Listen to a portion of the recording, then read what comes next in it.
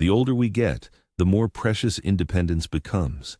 It's that quiet dignity of being able to pour your own coffee in your own kitchen. It's knowing you can still manage the stairs, still drive to the store, still live your life on your own terms. But that dignity, that independence, rests on one thing: your health. And protecting your health means becoming your own fiercely wise advocate.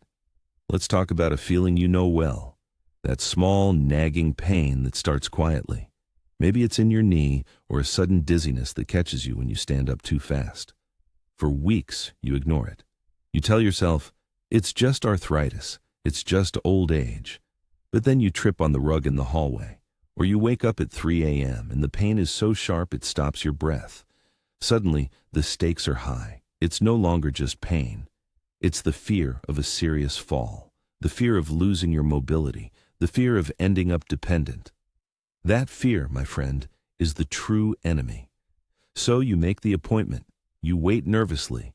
You finally sit across from the doctor, hoping for clarity, hoping for validation. You start explaining your symptoms carefully. You mention how the pain is different now, how it's affecting your ability to hold your grandchild, or how it stops you from lifting the laundry basket. And then it happens. That moment when their eyes glaze over. They nod quickly, look down at your chart, and dismissively say, "Mrs. Johnson, we've run the basic blood work. Everything looks standard for someone approaching 80. You need to manage your expectations. It's just wear and tear." Just wear and tear. It's a phrase that dismisses decades of your lived experience, a phrase that makes your genuine, dangerous pain feel invisible. It makes you feel small, confused, and ashamed, worried that you are wasting their valuable time.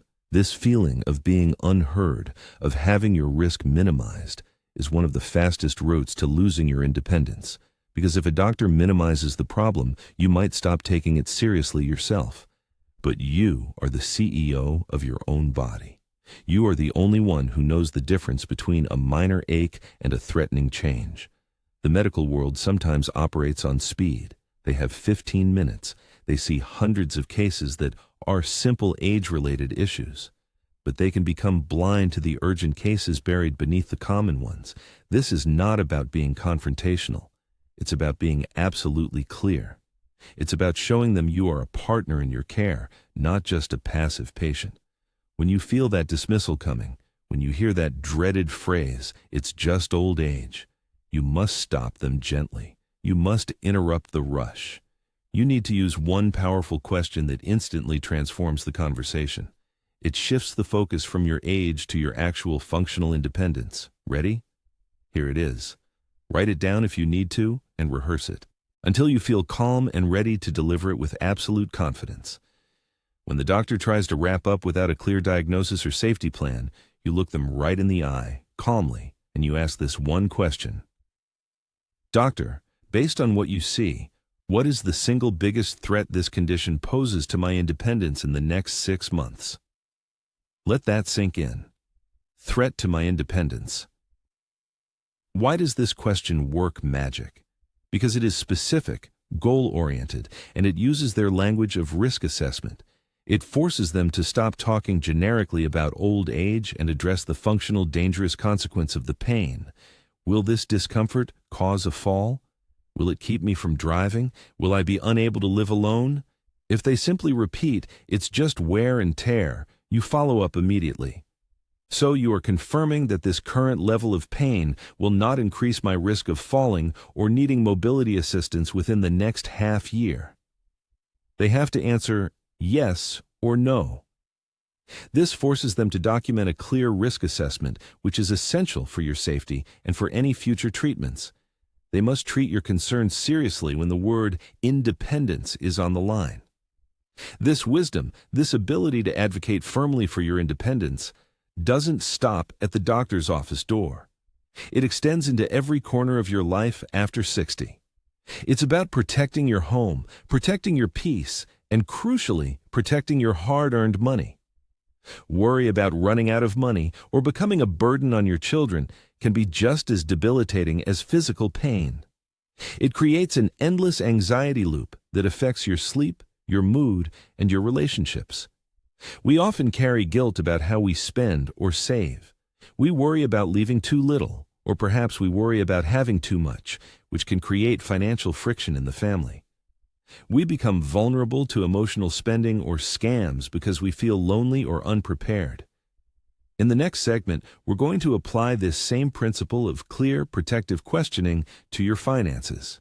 We will reveal the one financial trap that seniors fall into right now, costing them tens of thousands of dollars and crippling their peace of mind.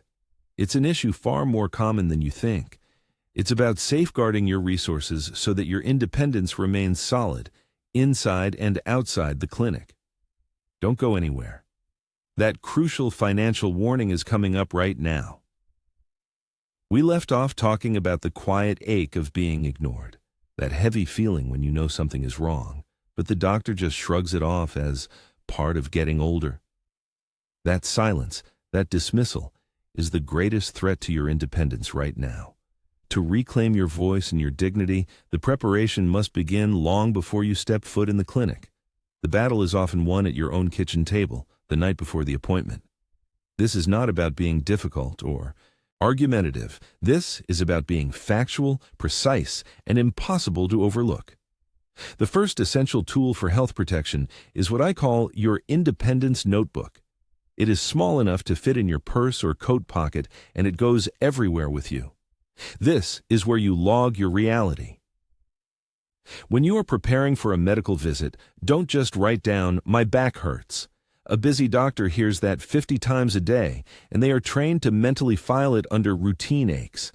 Instead, you must describe the impact of the pain. You must connect the physical pain directly to the loss of independence and the disruption of your peaceful routines. For example, write down, "Since Tuesday, the pain starts in the morning and prevents me from bending low enough to tie my own shoes. On Thursday, I couldn't lift the bag of groceries high enough to put them on the counter. I have to rely on my neighbor now." When you present these facts, you are not complaining about pain. You are presenting evidence of functional loss. You are documenting how your life is shrinking. This shifts the conversation immediately from vague discomfort to necessary intervention. You must be specific about timing too. Write down exactly when the pain is worst. Is it at 2 a.m. waking you up? Is it worst right after sitting down for too long? Detailed facts are your armor. They show respect for the doctor's time and demand respect in return. Now, let's talk about medication, which is often the biggest danger zone for us seniors. We accumulate prescriptions like we accumulate family photographs, pills added over the years for blood pressure, for sleep, for joints, often prescribed by different specialists who never talk to each other. If you carry only the little plastic vials to the appointment, you are setting yourself up for confusion, waste, and danger. In your independence notebook, dedicate 2 full pages to your master medication list. This is non-negotiable. List everything: the prescription name, the exact dose, the time of day you take it, and most crucially, what it is for. But here is the critical part that most people miss. You must include every single vitamin, supplement, herb, and over-the-counter pain reliever you take. Why? Because many common supplements, like fish oil or St. John's wort, can dangerously interact with heart medications or blood thinners. If you don't list them, the doctor might prescribe something deadly because they assume you are only taking what they prescribed. Do not be embarrassed about your little remedies. Your health is not a secret. Show them the full list. If the doctor brushes off the supplements, gently say, "Doctor, I understand, but I need assurance that none of these will interfere with the new plan you are suggesting. Could we just confirm that once?" This little request is not defiance. It is careful partnership. It protects your body from harm and protects your wallet from paying for medications that cancel each other out. When you walk into the appointment with your independence notebook open, showing clear dated logs of pain impact and a flawless current medication list, something shifts. You are no longer just an elderly patient with vague complaints. You are an informed partner. You have moved the conversation from "what is wrong with you" to "here are the facts, what are we going to do about it?" This preparation builds your inner confidence, which is vital when faced with medical skepticism. But even with the best preparation, even when you have presented the facts clearly and calmly, there will still be moments when the doctor's hand hovers over the chart, ready to write, "Patient complains of typical age-related fatigue," or "needs to exercise more." When you feel that moment coming, that moment of dismissal, that is when you need your ultimate defense. That is when you deploy the one question. It's the question that forces the doctor to pause, to take responsibility, and to stop hiding behind old age. It is the protective shield you carry when facts are not enough. We're going to cover that precise question next. But first, there is another subtle danger we face in our homes every single day that often gets misdiagnosed as confusion or early memory loss. This danger lurks in your medicine cabinet and your pantry, and it impacts your peace of mind and your relationship with your family.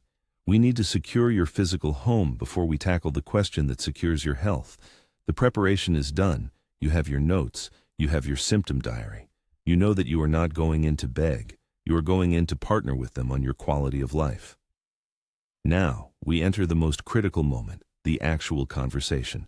The doctor has listened, perhaps briefly, and starts moving toward the prescription pad or, worse, toward the door.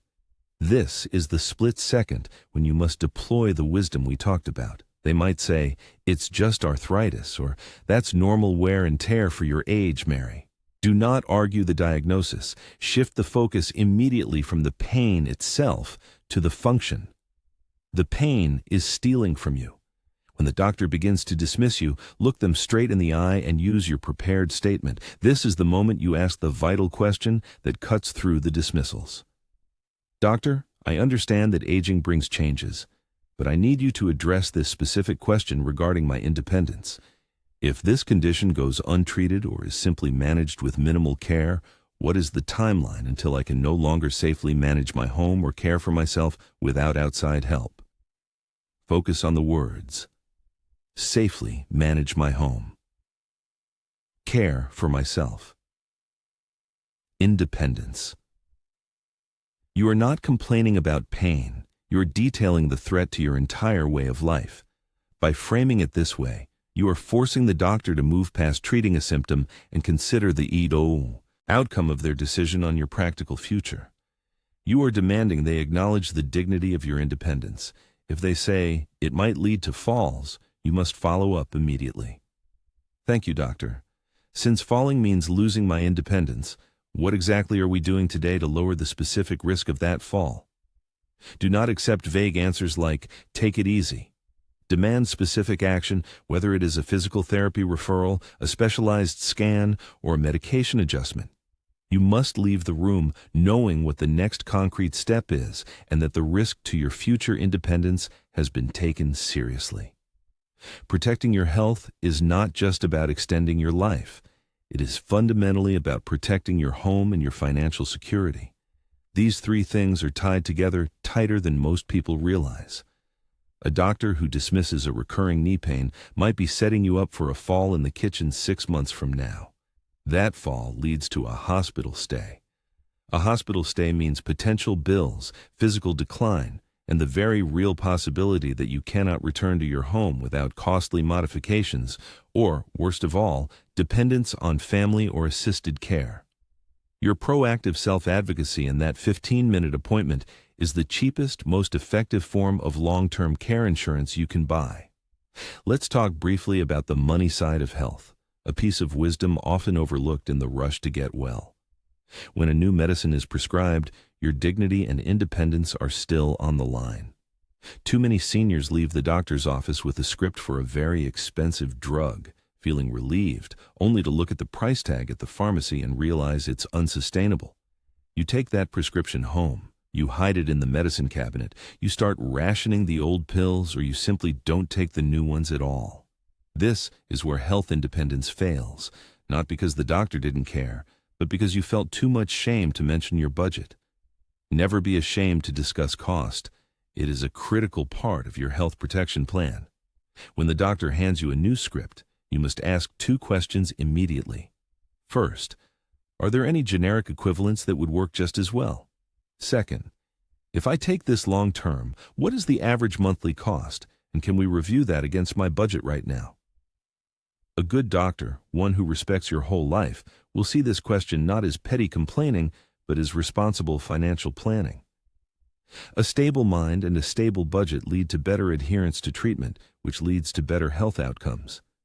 Never allow the fear of looking cheap to force you into a decision that jeopardizes your retirement savings or causes you to stop taking necessary medication later because the cost becomes unbearable. You earned the right to have a secure home and financial peace, and that must inform every medical decision. This wisdom is about creating boundaries. Boundaries for your body, boundaries for your doctor, and boundaries for your wallet. These boundaries are your shield. We have focused intensely on the public face of health protection, the doctor's office, the pharmacy, the risks of physical failure. But the greatest challenges many seniors face are often invisible and occur in the quiet corners of the home. In the next part, we turn inward. We are going to tackle the silent thieves of joy and peace, the shame of clutter that makes your home feel heavy, the confusion around important documents, and the profound, often unexpected emotional wisdom needed to deal with family interference and the painful shadow of loneliness that can creep in even when you are surrounded by people. Your security is more than physical. It is also deeply emotional. Join me next as we bring simple, powerful wisdom to the inside of your mind and the heart of your home.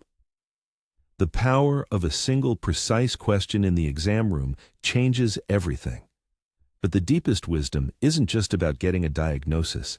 It's about securing your health, your home, and your peace after the appointment is over. We've talked about protecting your dignity from a rushed doctor. Now, let's use that success to protect your independence right where it matters most, in your own home. Think about your medicine cabinet.